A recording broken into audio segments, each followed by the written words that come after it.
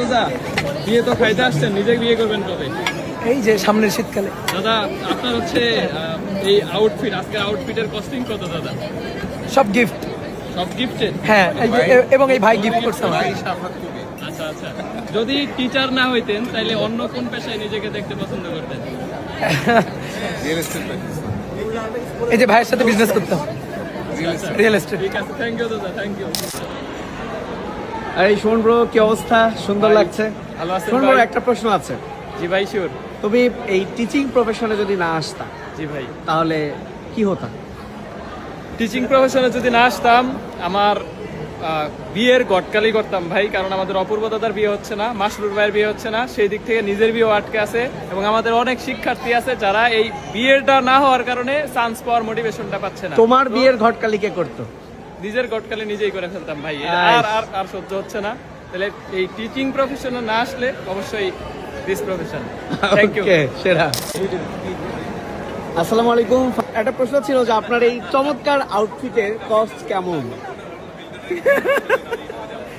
Sweet 3000 টাকা, pant 1200 টাকা, আর জুতাটা 5000 টাকা। ওকে, শার্টও আছে ভেতরে, এটার দাম আমি জানি, এটা গিফট করা শার্ট। ঘড়ি আছে। এই ঘড়ির দাম 16000। ওকে, আপনি যদি এই প্রফেশনে না আসতেন, এখানে তো প্রচুর ভালোবাসা পেয়েছেন, বাট যদি কখনো মনে হয় যে এই প্রফেশনে থাকবেন না বা না আসতেন, কোন প্রফেশন চুজ করতেন? প্রফেশন চুজ করতাম কোনটা? অথবা সুইচ করতেন যদি এখন সরকার বলে যে আর পড়ানো যাবে না বা কাউকেই পড়ানো যাবে না? চিন্তাই তাহলে কি করতে করবেন? পারতেছি না, চিন্তাই করতে পারতেছি না, এটা আমার অচিন্তনীয়, চিন্তা করতে পারছি না। তো আমরা সবাই দোয়া করি আপনি আমৃত্যু এই প্রফেশনে থাকেন। Sure, thank you. Hi Abid আপু, কেমন আছেন? এই তো আলহামদুলিল্লাহ, আপনি কেমন আছেন? আছি আলহামদুলিল্লাহ। সবার জন্য গণ কোশ্চেন আজকে, যে টিচার না হইলে আপনি নিজেকে কোন পেশায় দেখতে পছন্দ করতেন? আচ্ছা, good housewife. Good house wife. Yes. আচ্ছা, তো আপনি তো অলরেডি হাউস ওয়াইফ, তো সেই ক্ষেত্রে না, আমি অলরেডি হাউসওয়াইফ না এখন। মানে বিয়ের পরের লাইফ এবং বিয়ের আগের লাইফে সেই ক্ষেত্রে টিচিং প্রফেশনের ডিফারেন্স কতটুকু আসলে? একটু প্যারা হয় সবকিছু ম্যানেজ করতে। সংসার, পড়াশোনা, চাকরি সবকিছু মানে ম্যানেজ করতে একটু প্রবলেম হচ্ছে, বাট আলহামদুলিল্লাহ চলে যাচ্ছে। বাট স্টুডেন্টরা বিয়ের পর মানে বিয়ের আগে যেরকম পছন্দ করতো, বিয়ের পর এখন আরো বেশি পছন্দ করে, মানে আল্লাহর বরকত বাড়ছে অনেক বেশি। ঠিক আছে, থ্যাংক ইউ, থ্যাংক ইউ। আসসালামু আলাইকুম, অনেক সুন্দর লাগছে। এই আউটফিটের কস্ট কেমন পড়েছে? এই ব্লেজারটা কিনছিলাম আজ থেকে 2 বছর আগে, 50% ডিসকাউন্টে 3000 টাকা নিছিল। এই জুতাটার দাম হচ্ছে 3000 টাকা। প্যান্ট আমি বানাইছি কারণ একটু মোটা হয়েছে সবাই বলতেছে আর কি। প্যান্ট বানাইতে প্রায় 1800 টাকা খরচ হয়েছে। আর কিছু বলা লাগবে? শার্টের দাম প্রায় 2200 টাকা। ঘড়িটা হচ্ছে ইউকে থেকে আনানো, আর বেল্ট প্রায় 1800 টাকা, আর ভিতরে বাটার আছে 500 টাকা খরচ হবে। ওকে ওকে, আপনি যদি টিচার এই প্রফেশনে না আসতেন তাহলে কি হতো? আমি আসলে ফাইন্যান্স অ্যান্ড ব্যাংকিং এ হচ্ছে গ্র্যাজুয়েশন করছি। আমার মনে হয় যে ব্যাংকিং সেক্টরে যাইতাম, তারপর আল্লাহ যেটা করছে ভালোর জন্যই করছে, আমি শুকরিয়া।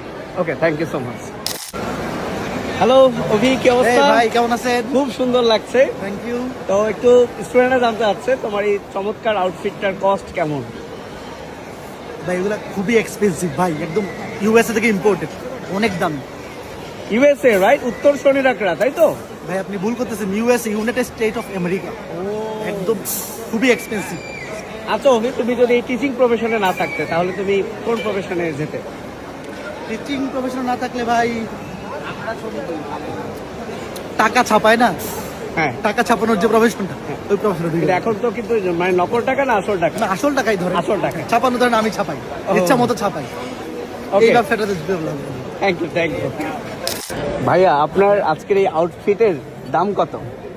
মানে কত টাকার আউটফিট পরে এসেছে? ভাই যে জিনিস একবার পরে ফেলছি এর দাম তো ভাই অসীম, এর তো দাম দিয়ে কেউ কিনতে পারবে না। না মানে তারপরেও আনুমানিক কত হতে পারে? এটা কি ডলারে বলবো না টাকায় বলবো? ডলারই বলেন।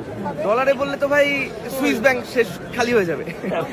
আচ্ছা, আপনি টিচার না হলে কি হতেন? কোন পেশায় যেতেন? টিচার নাহলে ক্রিকেটার হওয়ার চেষ্টা করতাম। ক্রিকেটার? আপনার মানে বোলার না? বোলার। বোলার। ভাই আমি তো ছোটবেলায় শোয়েব আখতারের মতো বল নকল করতাম ভাই। আপনার আদর্শ কে? শোয়েব আখতার? না, আমার আদর্শ ভাই পেস বোলিং এ ধরেন শোয়েব আখতার হচ্ছে ব্রেটলি। ও ভাই ব্রেটলি যা বল করতো।